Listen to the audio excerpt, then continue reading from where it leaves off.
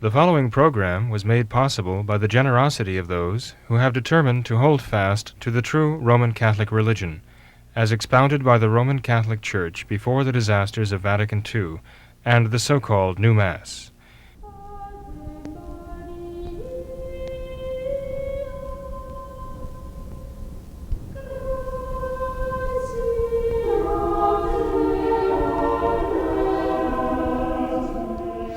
Hello and welcome to What Catholics Believe. I'm your host, Thomas Nagley, and with me tonight is Father William Jenkins from the Society of St. Pius V and pastor of Immaculate Conception Church in Norwood, Ohio. Hello, Father. Good evening, Tom. Father, let's start off tonight with a question about Pope Leo XIII. This viewer writes in and says that I and many others consider Pope Leo XIII as being a great pope, as he fought many of the errors and movements during his time. Are there reasons as to why he has not been canonized, considering the important encyclicals he produced and the courage he displayed during challenging times? Well, there has to be a reason why he's not canonized. Pope Leo XIII is an interesting pontiff. I mean, each pontiff is interesting in his own right, but Pope Leo XIII was the pope between Pope Pius IX and Pope Pius X, okay?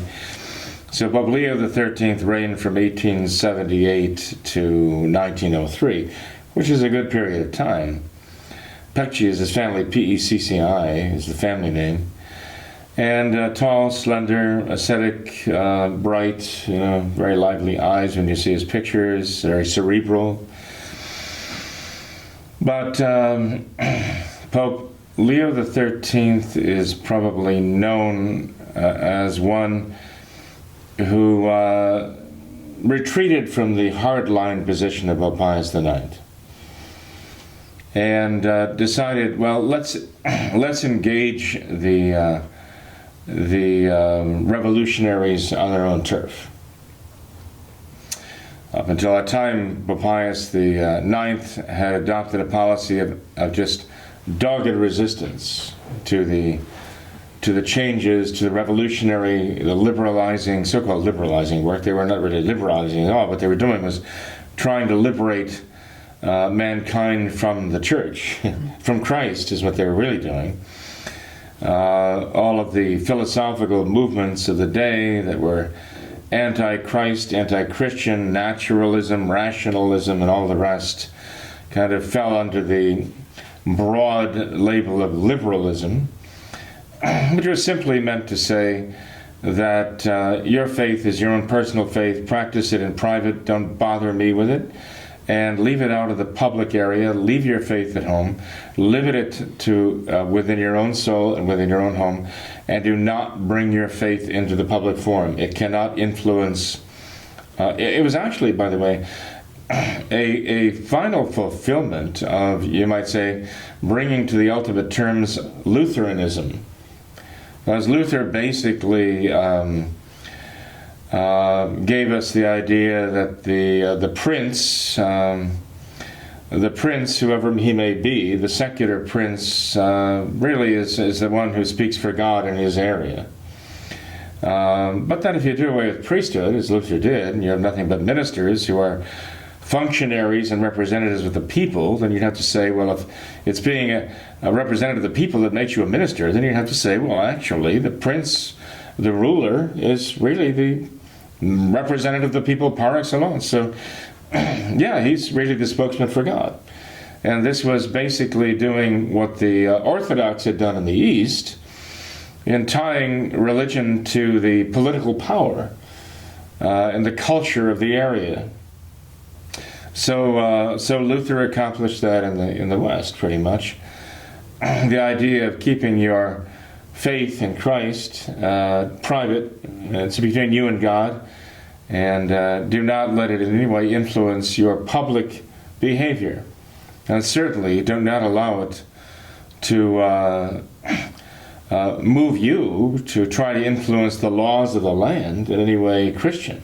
You know? Well, this was liberalism.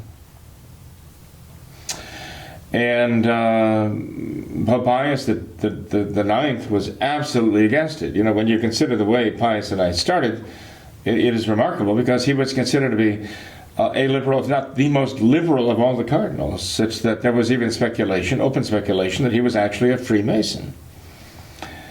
And so when he was elected, it was kind of shocking that someone with that reputation already at that time would have been elected. Remember, Nuvius, the Masonic writer, whose permanent instruction had been found in the Masonic lodges of Italy, especially northern Italy, had said that the Masons had to apply themselves to forming a generation of young Catholics who would then go on to become the priests and the monsignors and the bishops and the cardinals and finally the Pope of the future. He said, we don't necessarily want a Pope as a Mason, we just want a Pope who thinks like a Mason. And then all of a sudden, I mean, after very few years, after Nuvius had said, this is the work of generations, perhaps centuries, all of a sudden you have Mastai Ferretti, Cardinal Mastai Ferretti, who's elected Pope Pius IX. The Masons must have thought they really hit the jackpot. And, Pope Pius IX wasted no time back in 1846, 1847, 1848, giving the Masons exactly what they wanted. They overplayed their hand. They plunged a dagger into the layman who Pope Pius IX had established at their insistence as the head of the Papal States, and assassinated him right in the steps of the Quirinale Palace. And Pope Pius IX was a man who suddenly saw. It was like a bolt from the blue, and the scales fell from his eyes, and he saw the Masonry exactly for what it was, and the Masons for exactly who they were. And from that moment on, he became the most intransigent opponent of the Masons, of the Masonic plot in the Church. Denounced Masonry and all of its works, communism, socialism, and all the rest. And he would not give 1 inch. I mean, it was so... the Masonic hatred of him became such a fever pitch that twice he had to actually escape from Rome because of their attacks. And he became a prisoner of the Vatican. And not only that, Pope Pius IX, when he died, the effort was made to bury him in the middle of the night. They were carrying the coffin, actually under the cover of darkness, about a midnight procession across one of the bridges, in order to avoid the violence that the Masons were threatening, to show contempt for him and hatred for him. And there was actually a struggle as the Masons met the funeral cortege on the bridge, and they were struggling for the control of the casket. The Masons wanted to throw his casket and his remains into the Tiber. But the Catholics had a little more backbone back then than they had today, than they have today. And the Masons didn't get their way. But it was a very ugly time. And then Pope Leo XIII was elected, and he adopted a different program. He began to... I guess we might say he wasn't open to the ideas, but he changed so-called tactics or approach, saying, well, okay, you've done this, you've done that, you've seized the governments, and we're going to meet you line for line in the press. We're going to meet you at every step. We're going to oppose your ideas, and we're going to go to the polls, and we're going to vote in your elections. And this gave, in the eyes of many people, a kind of legitimacy to what the liberals had done. As though Pope Leo XIII was going to somewhat play along and say, okay, we can beat you at your own game, if you will. And now Pope Leo XIII was a courageous man, and he had the faith, there's no doubt about it. He was very devout. It was Pope Leo XIII, remember, who we read back in the 1880s had the locution of Christ and Satan challenging our Lord, I will destroy your church, and our Lord telling Satan he would allow him 100 years to make the effort.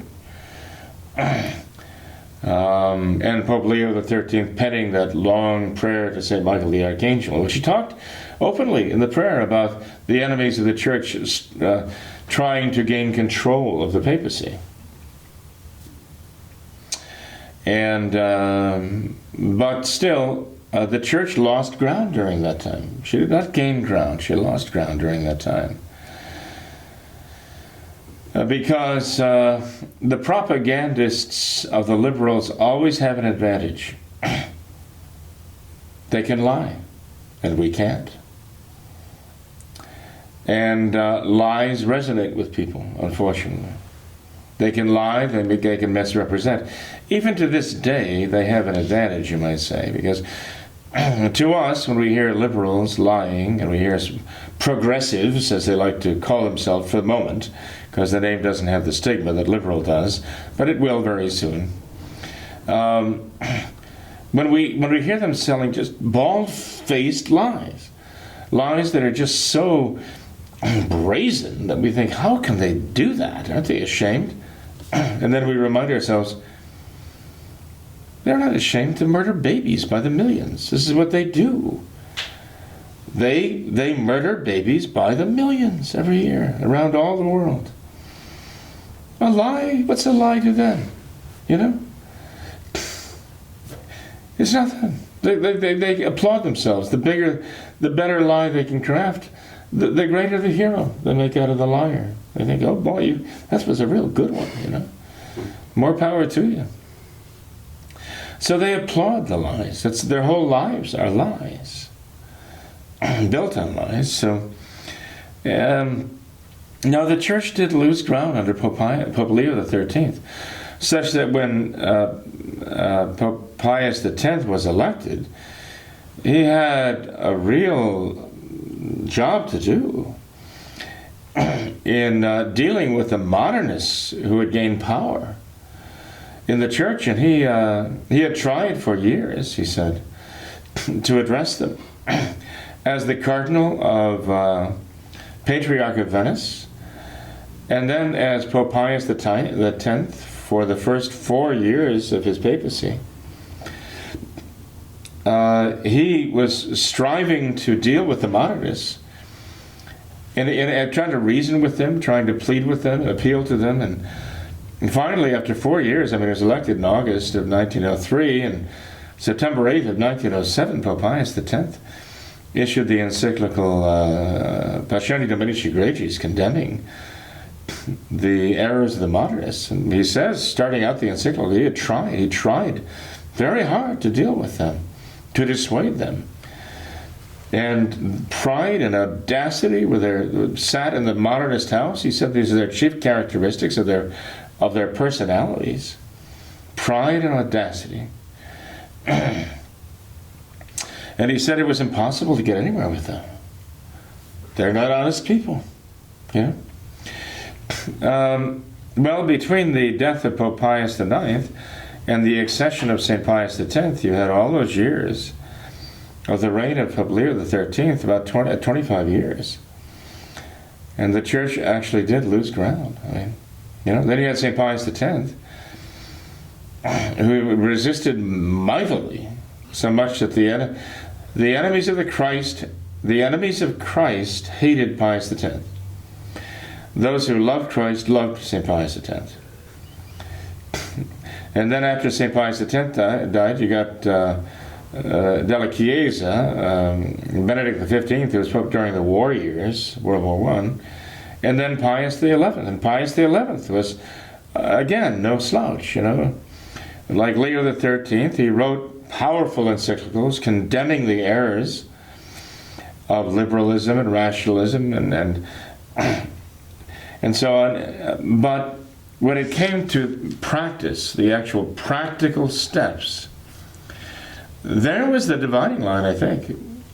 Pope Pius IX, Pope Pius X, the practical steps in dealing with this, not just thundering against the errors, but taking the practical steps to block the devices of these enemies of Christ and the Church. Pius IX and Pius X, they knew how to do this. They knew exactly how to deal with it. But Leo XIII, Pius XI, there were a lot of disasters for the church during those reigns. And although they had the faith and they had the right ideas philosophically and theologically, when it came to actually dealing with the modernists and the enemies of the church, it's as though they just didn't really understand how to practically go about it. And the church lost some serious ground. I mean, why would the Cristeros have been so brutally wiped out or attacked so viciously when Pope Pius XI made his peace with the Masonic government of Mexico? How was he taken in by this? There was something lacking in his vision. And the valiant Catholic people of Mexico paid a dear price for that. So, it's one thing. I mean, I think you'd have to say that Pope Leo XIII and Pope Pius XI were good popes in a time that required great popes. And that makes all the difference for the church, Mm-hmm.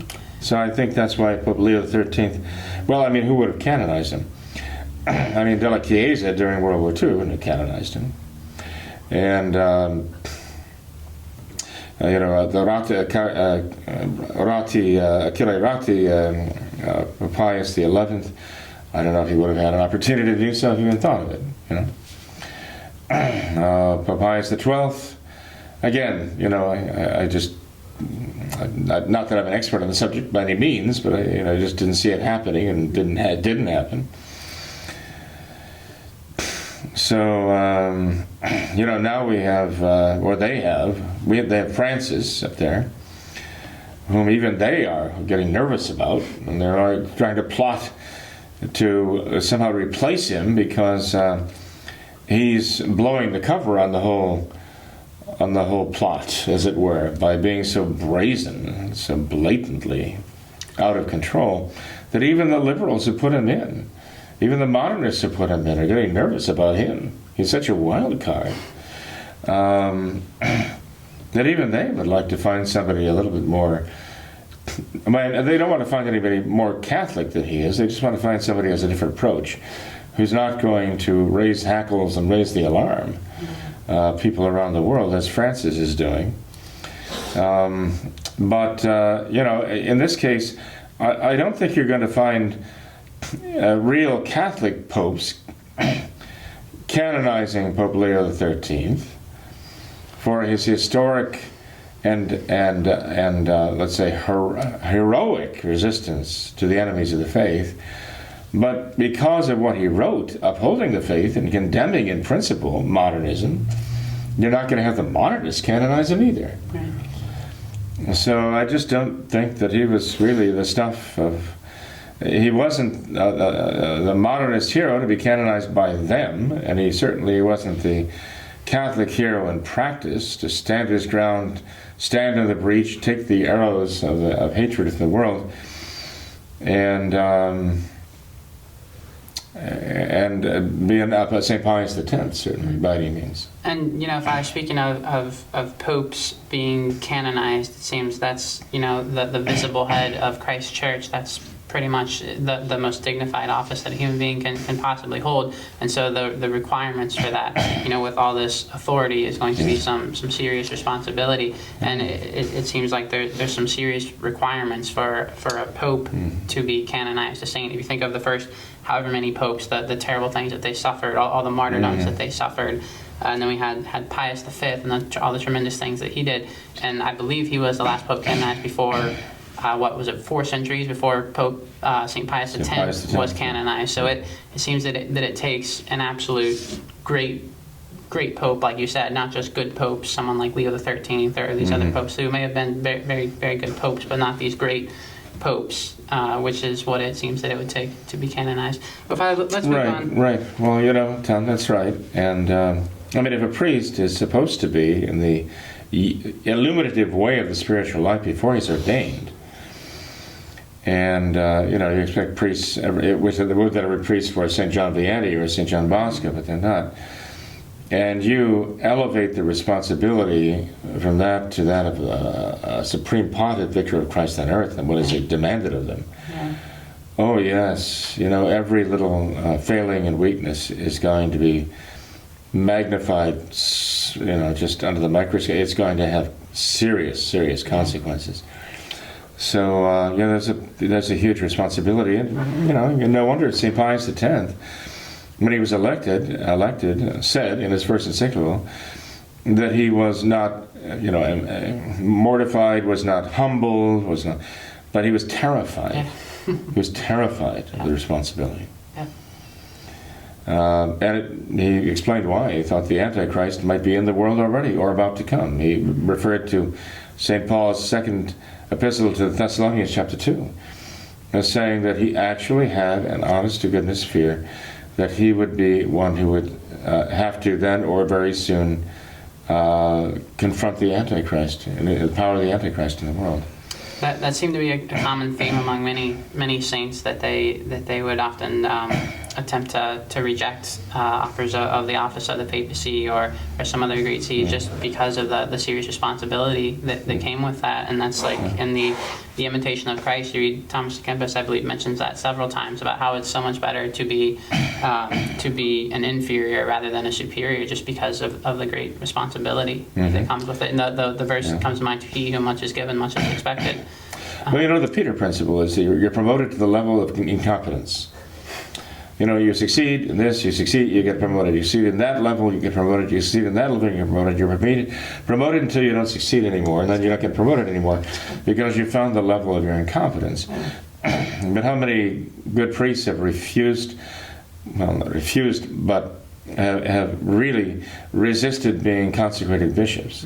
How many priests and bishops have resisted being named cardinals? And how many have dreaded the idea of becoming the Pope, because not that they didn't love our Lord, but they just felt, honest to goodness, they did not feel that they were worthy and capable.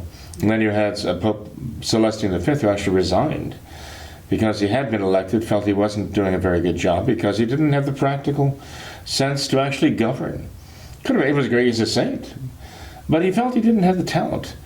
Because it takes a certain amount of savoir-faire and ability, natural ability to govern too, and he just felt he didn't have it. And that's actually why he was elected, by those who thought they could use him. And he realized that, and he graciously stepped down. When he was basically imprisoned afterwards to prevent him from being a rival, he was happy as all get out, because he wanted to be a monk, he wanted to sell, he just wanted to live.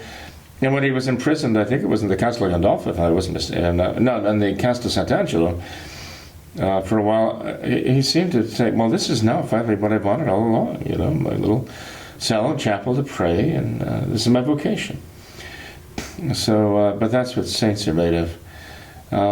One thing's for sure, though, St. Pius X, feeling very unworthy and feeling perhaps overmatched by the demands of the office, completely committed himself into the hands of God's loving grace and cooperated fully with the grace of God, as far as we know.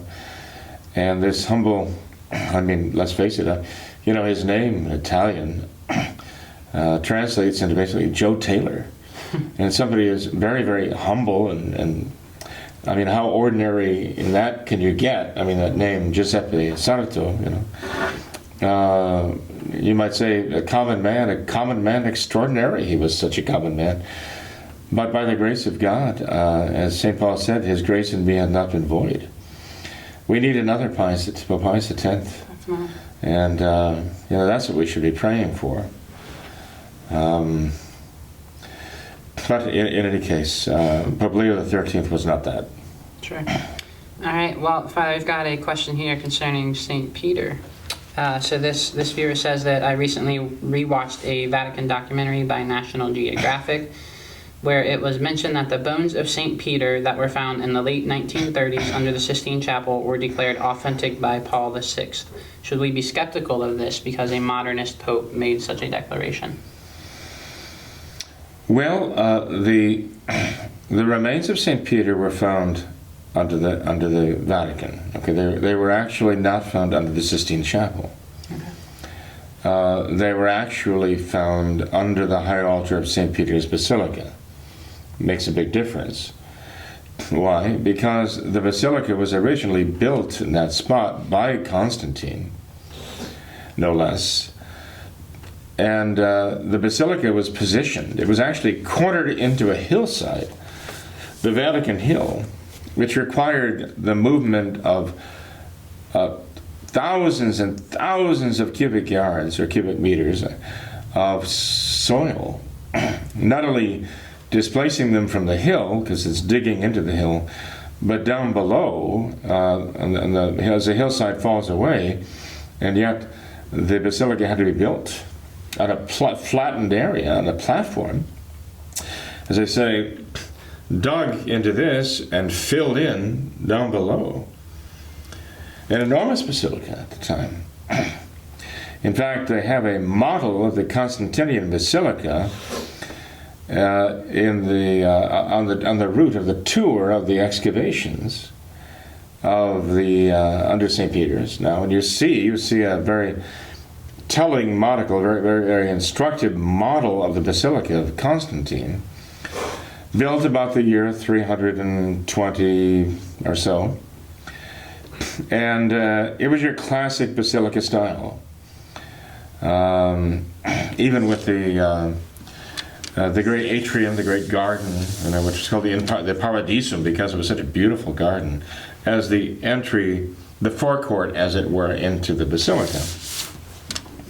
As you know, basilica, it comes from the Greek word basileia, right? It has to do with the great hall of justice, the judgment hall of the emperors. So this is, it was the hall of imperial authority. The church received its first basilica as a gift from Constantine, who gave the basilica of the Lateran to Pope Sylvester I. But Constantine was not finished with that. He had basilicas built as churches, as monuments over the tombs of the apostles. St. Peter being one of them and the foremost of them, but also St. Paul and some others also. And so the St. Peter's Basilica that he built was actually meant to be one enormous monument in memory of St. Peter, and as testimony of the dignity of his office that Christ conferred upon him.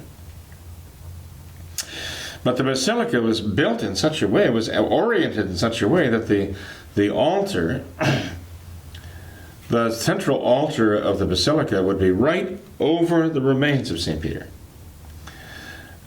Now, of course, Constantine did not determine where those remains were buried.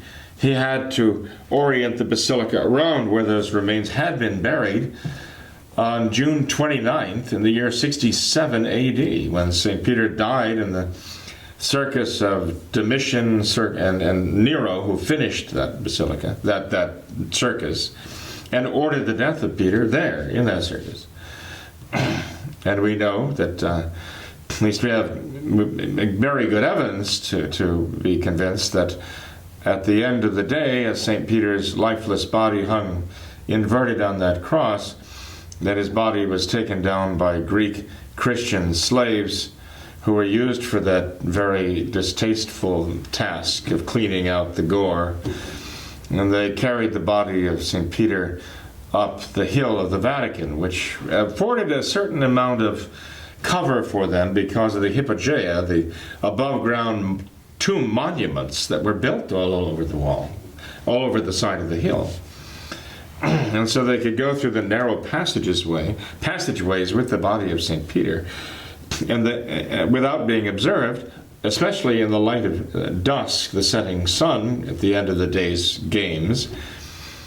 And they went beyond the uppermost hypogea, maybe, 200, 300 feet beyond, and they buried the body of St. Peter there on the Vatican Hill, used some terracotta slabs to, line the inside of the opening, and actually one of the slaves scratched in the Greek letters Petros, Peter, just crudely scratched there, and they sealed the tomb and then hurriedly went back to work. and evidently nobody noticed their absence. And as time went on, the above-ground mausolea, more and more were built up, farther up, creeping up the Vatican Hill, until they were finally ready to overrun the spot where St. Peter's body was buried. It was very well known by Christians. I mean, the Christians were already coming there from around the empire to visit that grave of St. Peter and to ask St. Peter and St. Paul to pray for them. Truly earliest testimony of the earliest Christians to the idea of the saints praying for us here on earth. So during a time of peace, one of the popes, actually, probably, what was it, late 2nd century, actually bought that ground. Built a wall, like a wall against all of the hypogea that were down below in the hill, and they had it stuccoed in red, and actually built a marble monument right over the spot, because the wall now was backed up against the monuments, and right at the base was where St. Peter was buried. A marble monument was built. It looks like an altar, a slab on 2 pillars, but it was too high. These pillars are about 6 feet high, so no one would offer Mass there. It was like a canopy over the tomb of St. Peter. And we actually have the testimony of a priest, Gaius, who visited and wrote about it back then. And to this day, I mean, it's sometimes referred to as the trophy of Gaius. Tropheum, meaning like the monument that Gaius wrote about for St. Peter. And now we're talking about, 67 AD, the remains of St. Peter buried there, and then 200, little less than actually 250 years later, Constantine building a basilica over that. And so it's kind of interesting because in building a basilica, he actually had to level that terrain. He actually chopped off the tops of some of those mausoleums.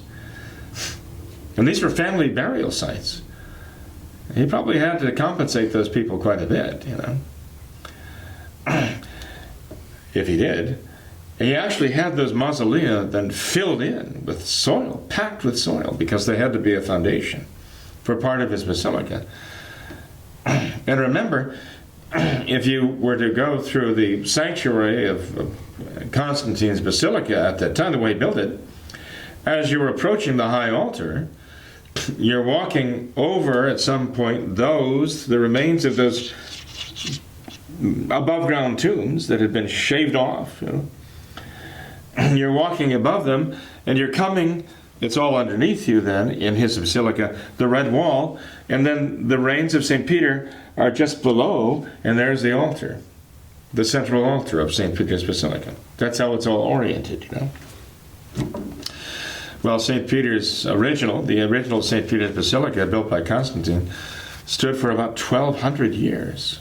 Think about that. I mean, a building actually standing was built in the 320 or something, and standing about 1,200 years plus. That's quite a feat, And some areas of the basilica, we're becoming rather enfeebled and not necessarily safe. So in the late 1500s, the Pope decided we're going to have to rebuild this. And so what they did was they built a new St. Peter's Basilica over the old one, piece by piece, section by section. They even extended the modern St. Peter's Basilica, it was dedicated in 1626, I think it was. That's modern for the church. They even extended right over the atrium, the garden, and they extended the whole basilica out to cover the area that had been the garden. So now that's enclosed. And when you walk up the great steps and you walk in the door of St. Peter's Basilica, you're actually walking above the area that was the great garden entrance Constantine's Basilica. Now it's under roof, of course. And but as you walk up the aisle and you're approaching the high altar, you realize, okay, I'm approaching the very spot where the present altar, the papal altar, is built right over the altar where Constantine placed his altar, which is right over the very spot that St. Peter's body was buried the day he was martyred. Now, our writer here saying Sistine Chapel is perfectly understandable, he would think that. But the historical reality is the whole basilica was oriented, long before there was a Sistine Chapel and all the rest that built around it. The Basilica of St. Peter's was the one that was oriented right over the body of St. Peter. And to this day, it is the remains of St. Peter down below. This had not been investigated for centuries and centuries until during World War II, a tomb was being prepared, for Pope Pius XI. Some would say, well, that was before World War II. World War II didn't start until 41, right? Remember, Lucia said that in 38, she saw the red sky, and she knew that was the beginning of World War II. She gauged the beginning of World War II from Hitler's invasion of Austria. She said that was the beginning of World War II. And Pope Pius IX died. Pius XI, died. They were looking to build a monument or a tomb for him at St. Peter's Basilica, and the workmen broke through the floor. They actually broke through the floor of the current St. Peter's Basilica and found themselves looking down into a void below. And they realized they had broken through into the Basilica of Constantine. And Pope Pius XII, who was the newly elected Pope then, told them, keep going. He said, well, keep it absolutely quiet, absolutely secret. He got a team of archaeologists together and said, after all these centuries, we have all of this historical evidence, all of this testimony, go and find this. Follow the evidence. Follow the testimony. Take it where it leads you. Now, others who'd had less faith might have said, ooh, maybe it's best just to cover that over and not, because if we follow it and we get there and there's nothing there, that's a great embarrassment, right? But Pius XII wasn't in trouble with that. He said, follow this and go. And that's exactly what they did. Great archaeologists such as Margherita Balducci, a woman leading the team of archaeologists, this whole study, and others too who are members of the team, followed the historical clues they went through the Basilica of Constantine down to the level of the Vatican Hill. We're talking about meters underground now. It's like digging tunnels, And to lay bare the ground that was above ground and what it was in the open air under the sunlight back in 2000, the year 67 AD, they actually dug their way among these tombs that had been covered over since the year 320. They'd been in their absolute silence and darkness all that time. They not only dug their way down to the walkways among these tombs, they dug their way to the doors or the entranceways. They dug into the tombs. They dug them out. They had to, shore up the basilica above them, because they were under a lot of tons and tons of soil at this point and construction. But they actually shone the light of day, or at least their lights, on frescoes that had been covered over for centuries and centuries. Hadn't been viewed by any human being for centuries and centuries. I'd say they had slept all those centuries. They found the burial urns still in place. They found all of this. It was really very remarkable. So it became known as the necropolis, the city of the dead. And they were digging in one direction down this what was a pathway or a sidewalk, and they came to a marble slab, and a white marble slab about the Vatican, about near the Tiber. They realized that they were on exactly the right track, but somehow they learned, they discerned from this that they needed to reverse the direction and go the other way. So they began digging in the other direction, and lo and behold, they encountered the red wall. That was very significant. They knew it should be there. When they found it, it was kind of a eureka moment, you know. And remember, they're not digging with picks and shovels, they're digging with teaspoons sometimes, so they don't lose anything. I mean, this was a lot of work, a lot of careful work. They didn't dig through the red wall, they dug around it. And around the other side of it, well, the hypogea were over here, so they knew it was on the other side, right? The tomb of Peter, you know, the trophy of Gaius. And there it was, broken down. It was all broken down. It had been covered over, just made part of the degree, the foundation for what was built above it. And they entered into the red wall. They dug down below the red wall. They expected to find the remains of St. Peter. And you know what? They found all this graffiti, all these scratchings with in Greek and Latin. They had to be deciphered because they were so dense. I mean, these were obviously this was the work of centuries, hundreds, thousands of visitors to that spot who were scratching anywhere they could find, even using some of the scratchings of people before them to add their own letters. Margherita Balducci wrote a volume deciphering these, and they all had to do with St. Peter, you know, his remains, and seeking prayers. They didn't find the remains of St. Peter, though. Strange. Very disappointing. It's like, well, this should be here. Where is it? It's not here. There's an emptiness there. There's nothing there. Oh, they had found other things down there. One of them was a wooden box that they thought looked so nondescript. It was actually kind of set into a niche in the wall. They made note of it, put it away, took it to the Vatican archives or whatever, or the archaeological office, put it away. It took them a while to get to it. They didn't think it was of very great importance because it was not 2,000 years old. But when they opened it, they found what they were looking for. The shards of bone. They found some purple cloth, remains of purple cloth, which was the sign of royalty. Maybe some gilding too. Something that showed that this was very special, the remains of someone very, very special.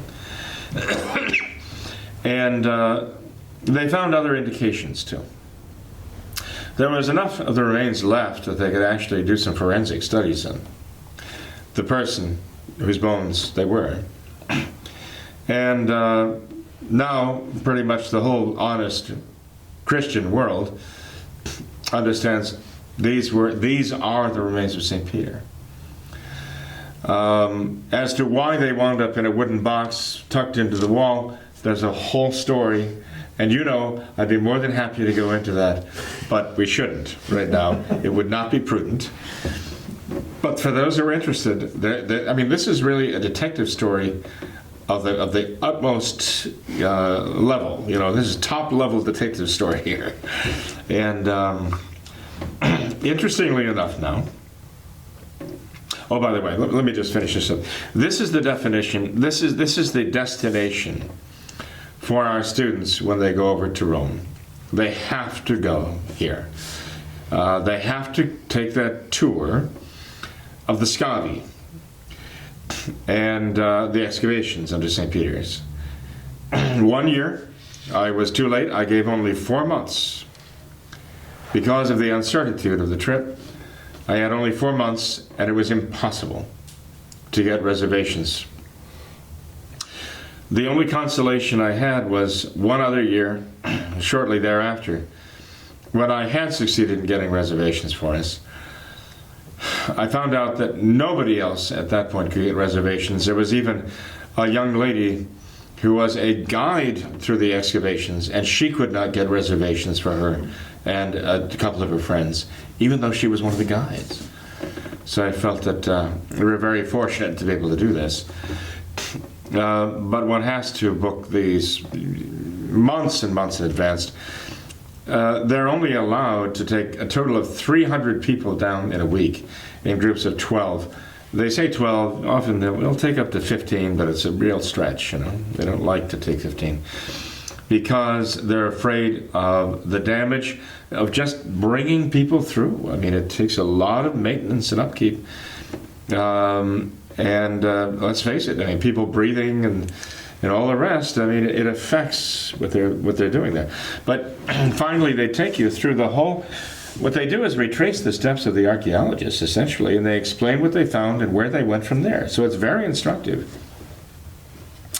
But they finally take you to the remains of St. Peter, and they show you the vials. They have these specially sealed, clear containers, multiple containers where the remains, the bones of St. Peter, are actually visible.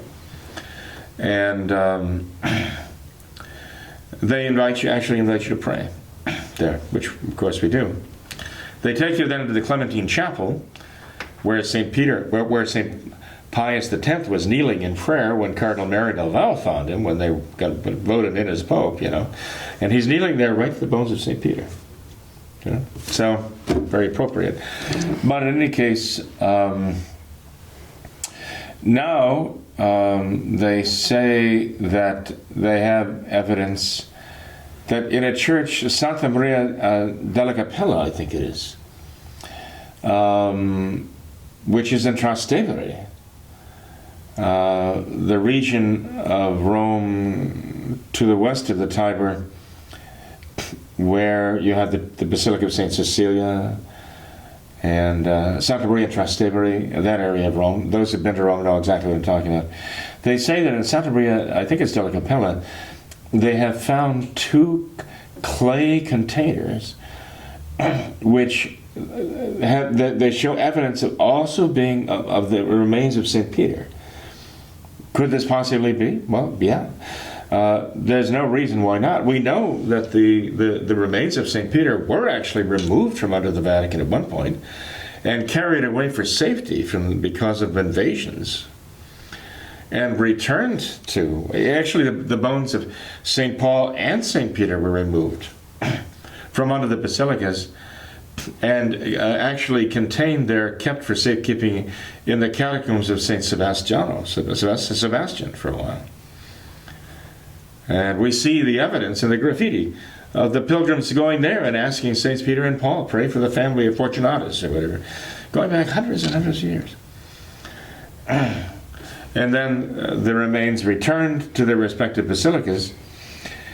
So the idea that there would be bones of St. Peter that might have been kept even for safekeeping in a chapel such as Santa Maria, I think it's della Capella, in Trastevere, there's nothing wrong with that. Anybody who has a relic of St. Peter has actually a part of those remains of St. Peter, wherever they happen to be, take the relic. So there'll be another chapel in Rome that would also share some of those remains of St. Peter. There's nothing wrong with that. But that's a tremendous find. It's just been found, and there's a lot of, evidently it's pretty credible. And the remains of St. Peter there, if in fact they prove to be, are also interred with what have been identified by inscriptions or whatever. The remains of early popes Cornelius and Calixtus, I think, is one of them, and Felix. And again, this would not be unusual at all, because even where the body of St. Peter was originally buried on the Vatican Hill, the earliest popes to die as martyrs after St. Peter were actually buried around the remains of St. Peter. They have the tombs of the others radiating out from that central point where St. Peter was buried. Linus, Cletus, Clemens, sisters. Actually, we have the relics in our church, Immaculate Conception, the relics of St. Linus and St. Cletus in the high altar, St. Clement of Rome, and St. Calixtus in the St. Joseph altar. So to honor those early popes, we wanted those relics there here too. So it'll be interesting when we take the students to Rome this year. God willing, we will.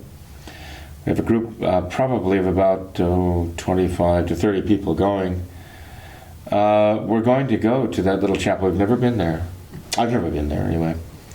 Never taken the students there, and to see where the research has taken them. Oh, by the way, actually, I've got to be careful with this.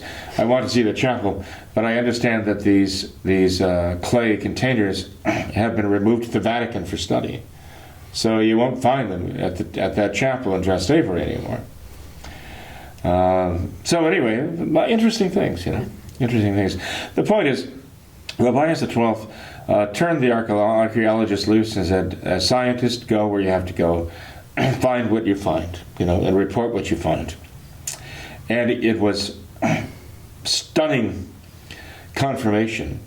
Not stunning insofar as it was confirmation, but stunning insofar as the exactness of the traditional records of the Church and all her monuments pointing to the truth of, yes, St. Peter was not only Bishop of Rome and Vicar of Christ on earth as the Pope, but yes, his remains are buried underneath the high altar of the Basilica of St. Peter, even as the historical record now attested and now absolutely shows, against all of the gainsayers who were insisting that it must not be true.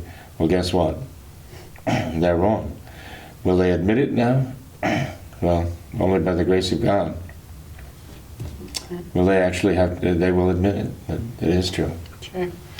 This is all very, very fascinating, and I hate to go from the beautiful life of St. Peter to his antithesis and Francis, but we have about 5 or 10 minutes left, Father, and it seems we've been the last... Are you implying that we've kind of been wandering underground through digs here? For the spoonful by spoonful. For the last couple of programs now, we've kind of avoided the talking about Francis. Yes, right. I guess inevitably he's got even the archaeologists had to come up to the surface once in a while and face the He's been in harsh reality. He's been in the news though recently, Father, for several things. For the one thing is his recent decision in regards to the vernacular translations of the Mass, of how he has kind of decentralized that, where it's not the authority of the Vatican anymore to kind of regulate the translations of the vernacular of the Mass. He's given that to the local bishops. So would you have any comments on that? There's also been his ordeal where where in his trip to South America, where he hit his head in Colombia down there. I think we're all kind of hoping that would knock some sense into him, but alas, our hopes were dashed there on that I believe on the same day was when the report came out concerning climate change during some interview where he said how man is stupid, essentially something to that effect, for not seeing the dangers of climate change, how it's not a joking matter. We need to listen to the scientists on this. We need to do something about it. It's a moral issue. Do you have any comments on the Francis circus going on, Father? Well, other than just saying that he really ought to take a rowboat across the Atlantic rather than a jet, and be driving a Tesla electric vehicle rather than the Popemobile, if he really were sincere about worrying about the environment, because he's burning fossil fuels left and right. And in that, he shares a lot in common with Al Gore and so many others who are so concerned about the environment, But, Tom, there's so much to be said about this. We ought to do one of those 24-hour marathons here where we just, but in any case, and if we could do that, all I'm just talking about Francis says and does. We could. But we shouldn't. In any case, with regard to, let's see, where do we start here? Francis, recently he came out and he said, my reforms are unreformable. Right? I'm the great reformer, and what I'm going to reform, I'm going to reform all this tradition, cut it away, but no one better dare reform my reforms, because they're infallible. Yeah. This is magisterial, And so, again, he is absolutely, well, we could say he is delusional. And could say, if a pope began talking like that he had lost his mind, which was one of the grounds for actually announcing that a pope had somehow become insane, and the papacy would have to pass to another at that point, because effectively, he had died, But with Francis, it's not a matter of insanity. It's a matter of his belief, or lack of it, lack of Catholic belief. This is how he views the papacy. In his hands, the papacy is the voice of the people. That's infallible. And the people have spoken, and that's... But the strange thing is, not only are the modernists, a la Francis, continuing to reform their own reforms every year or two, they're coming out with new versions of these things. And he says, these reforms now of all my predecessors are irreformable. You can't go back. But he's continually reforming them and making them more and more so, So he's contradicting himself. But remember, that to a modernist, that doesn't matter. That's actually, again, a sign of vitality. That this is, if you can contradict yourself, it shows you're alive. Changes the tradition of the church. Changes the tradition of the church. That's right. Perfect. Exactly right. So here he is, contradicting himself out of his own mouth. Within the same sentence. Using contradictory terminology. And to him, it's just wonderful, because that's what modernism is all about. But not only is he saying that these reforms are unreformable, but he's continuing to reform them on the fly as they go. But modernism itself says everything is constantly changing anyway. So how is he to say you can't reform in that direction, you can only reform in this direction? Who is he to say that as a modernist? He will determine for the future what changes, the only kinds of changes that can be allowed. He's going to dictate that for the future.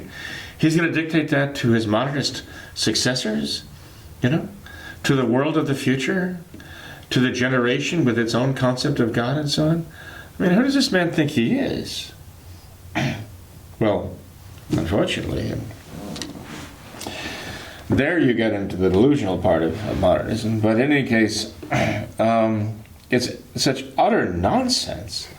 It's hard to believe anyone would take him seriously at this point. But they do. Some people do.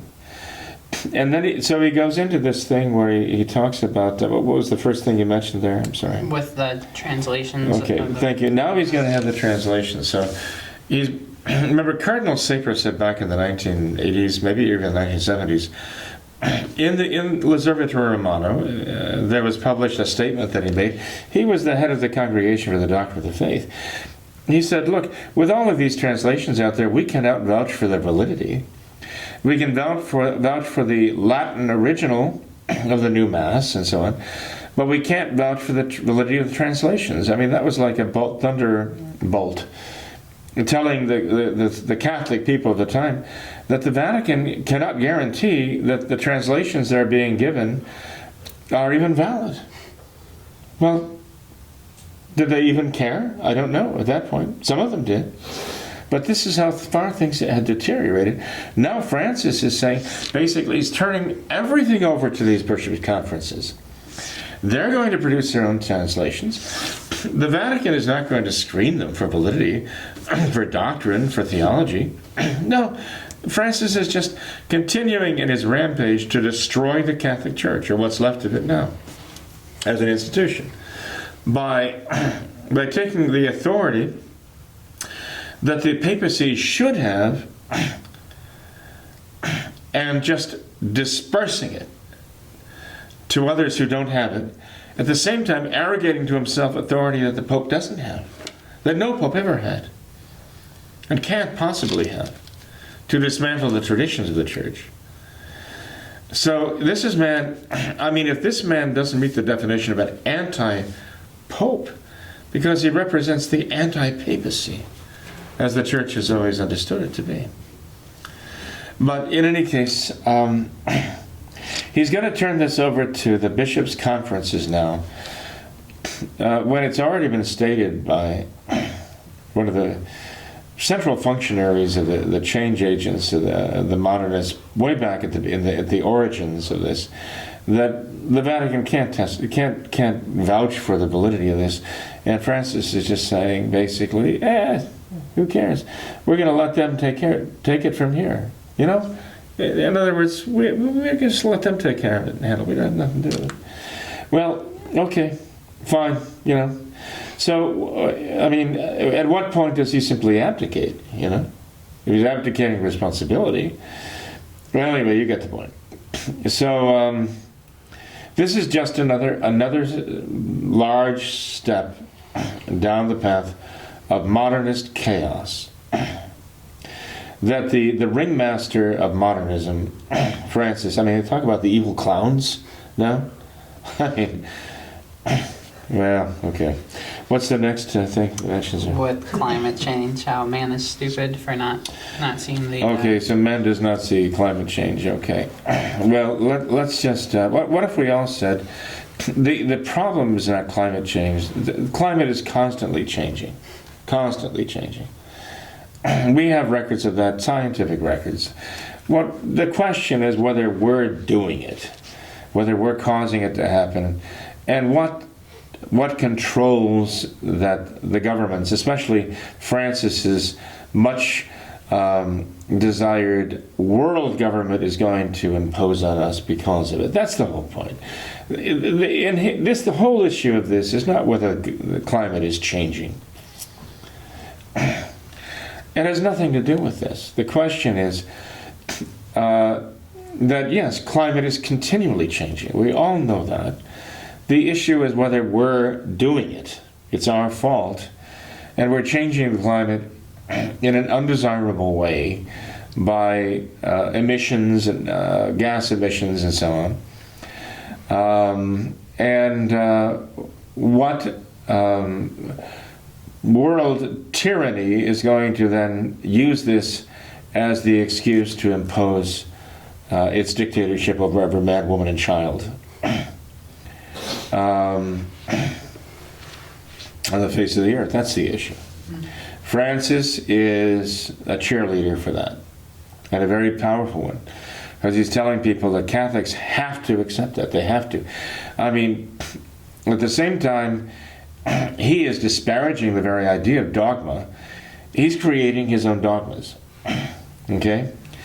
His worldly dogmas. Remember when Peter was arguing with our Lord, "You will never be crucified. Stop saying that. You know it's not true. Don't say things like that. No, no, no, I won't hear of it." And our Lord says to Peter, "Get behind me, Satan. You are a scandal to me because you mind the things of man, not the things of God." Well, I mean, this is Francis all over again. This is Francis.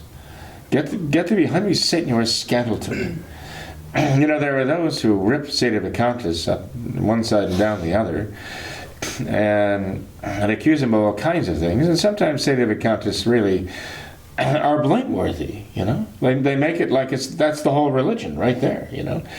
But the people who are attacking the St. Viscontism, in principle, have to realize that they're attacking they're blaming the wrong people.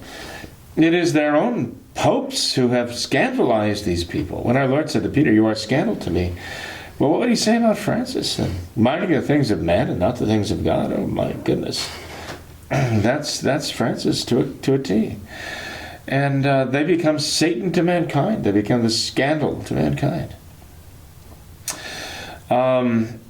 These are the new dogmas of Francis, the World Church of Francis.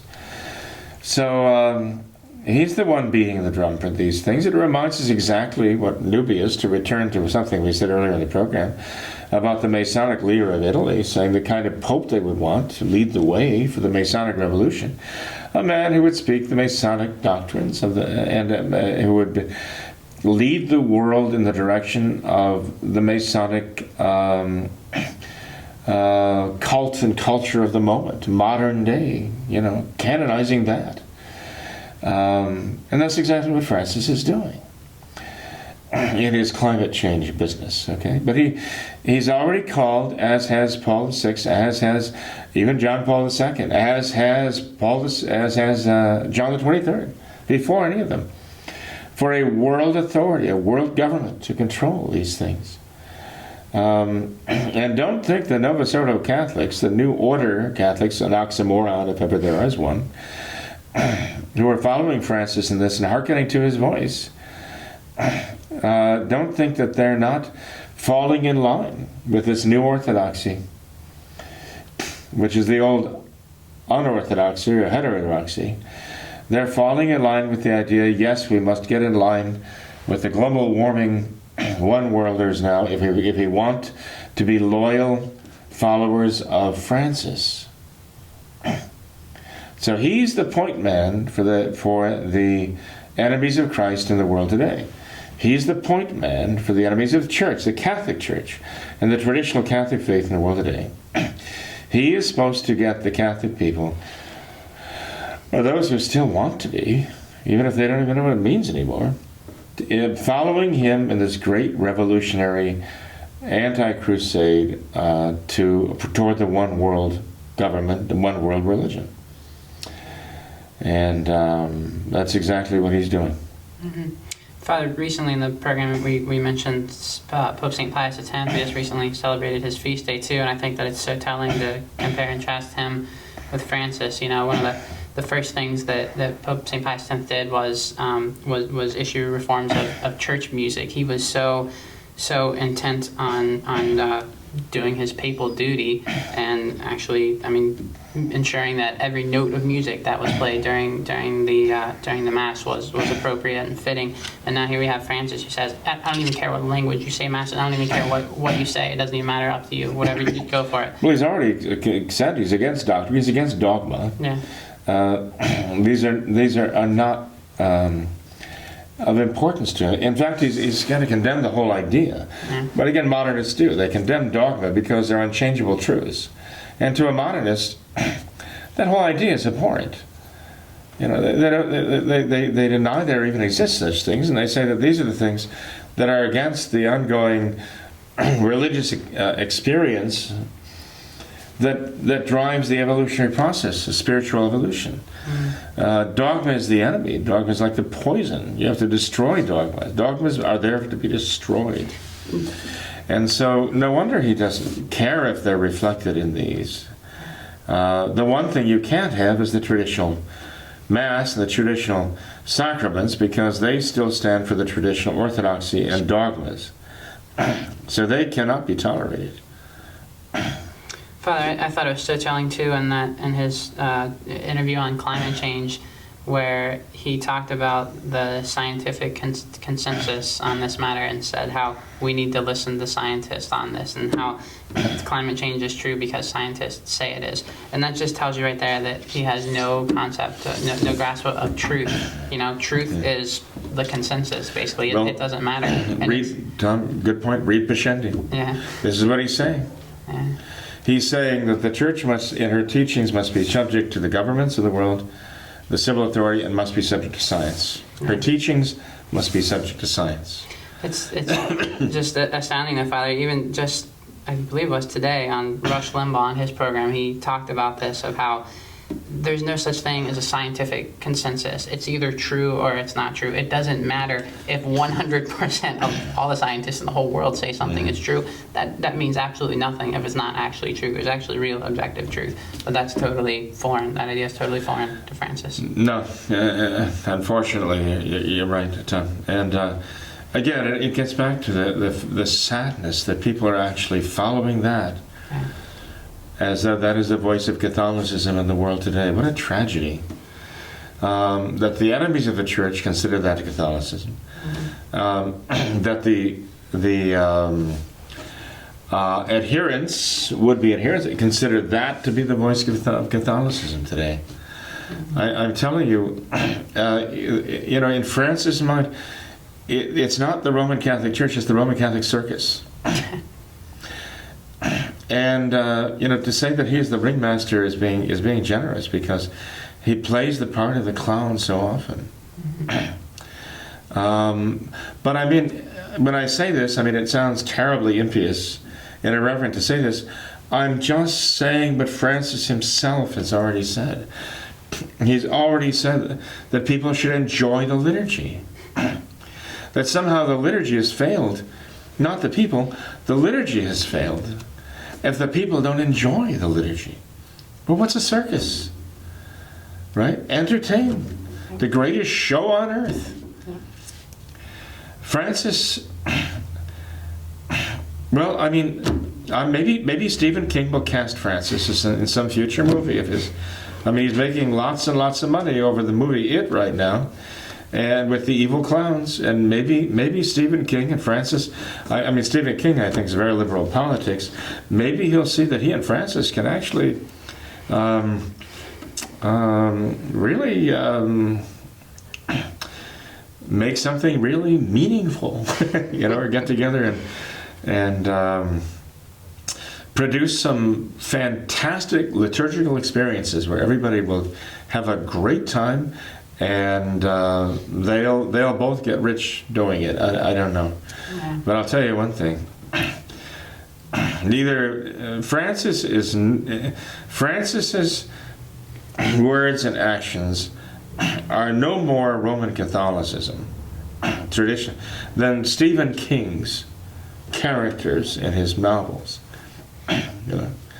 And so those who are actually following either as for their spiritual enlightenment and to find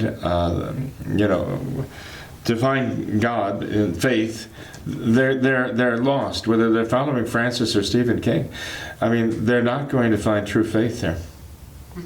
So it might seem very obvious, but unfortunately it's not obvious enough to enough people.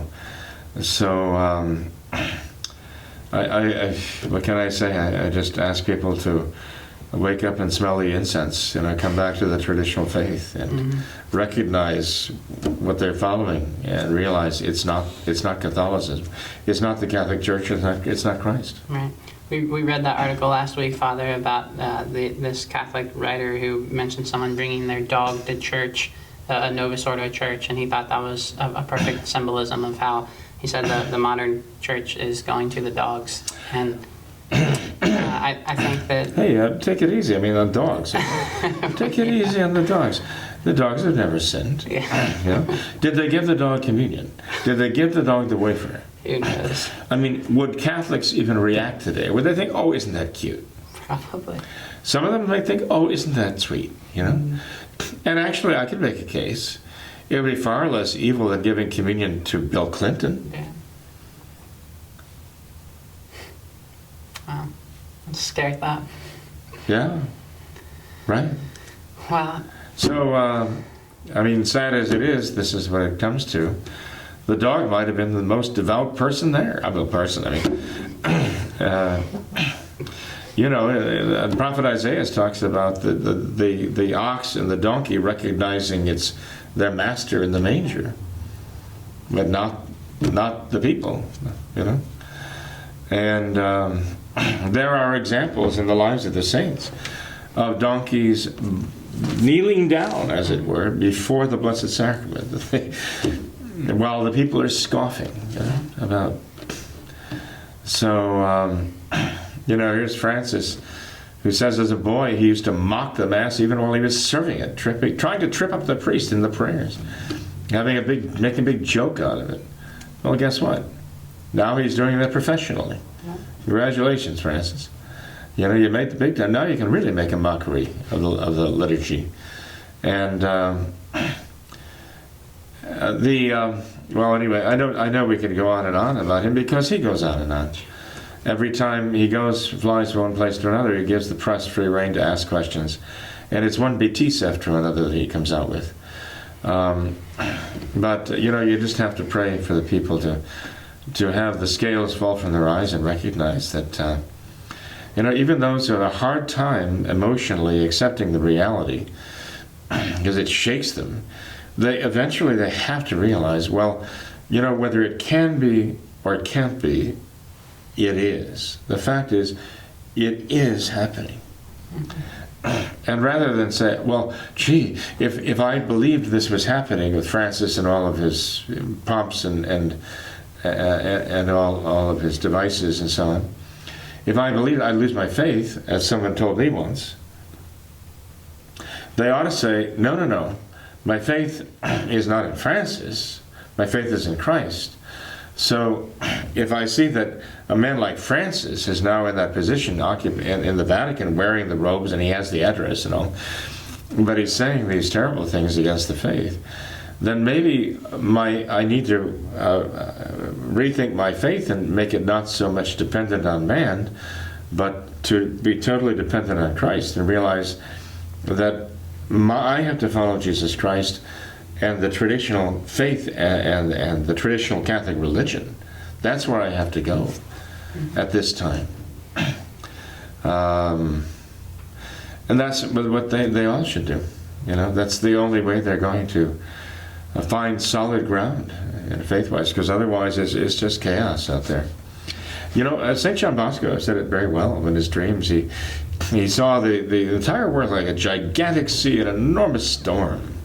It's kind of ironic that we're talking about that now after Irma, and the whole world focused on that gigantic storm. St. John Bosco dreamed about the whole world being engulfed by a tremendous storm, and the church making its way in this storm-tossed sea. And even in the middle of the tempest, the church is being attacked from all sides by enemies. But she's slowly, laboriously, painfully making her way through the storm and through this battle to two enormous pillars rising out of the sea, like the bedrock, unmovable through the wind and the wave, of the real presence of our Lord in the Blessed Sacrament and the traditional Mass, the true Mass, because that's what he saw, that's what he offered. And the dogma of the Immaculate Conception. He saw those as two pillars. And when the Church managed to gain entry to right between them and secure herself to those two doctrines, to two dogmas, then the storm winds died out, the sea settled down, the enemies disappeared, and the Church found a great calm. That we can interpret as the triumph of the Immaculate Heart of Mary, of course. And that's what we all have to be pushing toward. That's what we have to be focusing on. And Our Lady told us that an important element of the Church finding that safety, that safe haven, is consecrating ourselves to our Immaculate Heart. And perhaps that would be a good opportunity for you to say, well, Father, time to close and feel it away. So I'm going to give you the opening to that. Sounds good. I can do that. Okay. I'm sure there are people out there saying, yes, this is a perfect opportunity. Father, we talked tonight about Saint Peter and Saint Pius X. I think that these times right now call for a lot of prayers to two real popes right there. And today is the feast day of the Holy Name of Mary. So I don't think we could do much better than that. Right. And the feast day that was established to commemorate the battle of the raising of the siege in Vienna in 1683, the Muslim siege of Vienna. Yeah. Beautiful day after 9/11. So we turn to Our Lady in these great trials. Definitely. Thanks for being here tonight, Father. Absolutely, Tom. Thank you very much. Thanks to all of our viewers as well for watching this episode of What Catholics Believe. Until next time, we ask that you all remember the words of Our Lady of Fatima, to consecrate yourselves and your families to the Immaculate Heart of Mary, and to pray and do penance. Thank you, and God bless you.